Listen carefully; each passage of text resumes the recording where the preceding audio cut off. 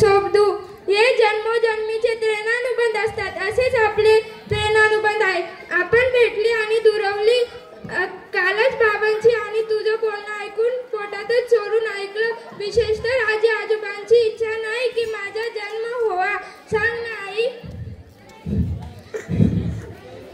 बाबा बाबा उठा ना बाबा. तुम्हाला बाळाला तुमची लाडकीच पोर असतात. तुम्ही आईला काल दवाखान्यात घेऊन गेले. तिथं किती मोठ्या मोठ्या मशीनीज होत्या आणि त्यात मी किती छान दिसत होते. सांगा ना बाबा. आजी तू का दिलास आईला ते औषध? किती कडू होतं. त्याने मला त्रास होतो. असं देत नको जाऊ का आजी. तू पण एक मुलगीच आहे ना. तू माझं स्वागत तू नाही करणार तर कोण करणार का आजी? सांग. नुसत्या स्त्रीभ्रूण हत्या येऊन होणार तर काय होणार? मुलीच्या साधेपणाची जबाबदारी घेणार तर कोण घेणार? अशा वेळी मला गदर वाटतं.